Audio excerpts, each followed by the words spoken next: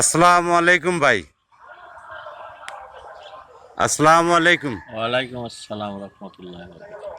ভাইজান, আপনার হাতে ঠ্যাঙ্গা দেখতেছি, পাওটা মনে হয় ভাঙ্গা দেখতেছি, প্লাস্টার করা হ্যাঁ, ভেঙে গেছে। ভেঙে গেছে। কিভাবে ভেঙলো ভাইয়া? ওই যে ড্রেনের মধ্যে পড়ে পাও ভেঙে গেছে। কাম কাজ করে হচ্ছে না তো। প্লাস্টার প্লাস্টার করা হয়েছে, টাকা পয়সা নাই। টাকা পয়সা তো মানে ভালো খরচ হ্যাঁ হয়েছে। হ্যাঁ হ্যাঁ, আর আর ট্যাপ সব পুড়ে গেছে, আর কিছু করা হতো না। যা হোক, আপনার নাম কি ভাই? মোহাম্মদ আমজাদ হোসেন, মোহাম্মদ আমজাদ হোসেন, পিতা আজিজুল শেখ।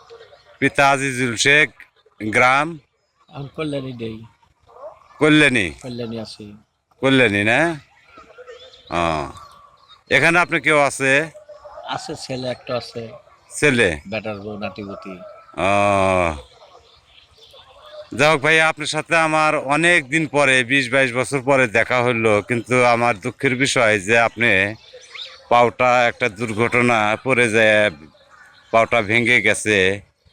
এই জন্য আপনি দেশবাসীর কাছে কোনো কিছু, দেশবাসীর সম্পর্কে কিছু উদ্দেশ্যে হ্যাঁ, কথা বলেন। আমার চিকিৎসা দেওয়া হইলে যে কোনো একটা কর্ম করা, খাওয়ার ব্যবস্থা বা একটা গাড়ি টাড়ি অটো টটো হইলে করে খাওয়া করতে। কেউ যদি সার্বিক সহযোগিতা যদি আপনি করতে যদি চায়, তাহলে আপনার সাথে যোগাযোগ করবে কিভাবে? আপনার মোবাইল নাম্বার আছে? মোবাইল আছে, মোবাইল নাম্বার আছে। মুহস্ত আছে? না, মুজ তো নাই, মূর্খ মানুষ তো। আচ্ছা, যা হোক, দেশবাসী ভাই ও বন্ধুরা এবং বিদেশি প্রবাসী ভাই ও বন্ধুরা, আমাদের সিরাজগঞ্জ জেলা গ্রাম কল্যাণী, এই গ্রামের জামাই মোহাম্মদ আমজাদ হোসেন, পিতা আজিজুল শেখ, গ্রাম কল্যাণী। হ্যাঁ, কিন্তু ওনার স্থানীয় বাড়ি হলো কুটিরচর, ভদ্রঘাট কুটিরচর। কিন্তু আমাদের এই গ্রামেই সে 40 বছরের কথা। 40 বছর যাবৎ আমাদের গ্রামেই সে থাকে এবং তার ছেলের বাসায় থাকে।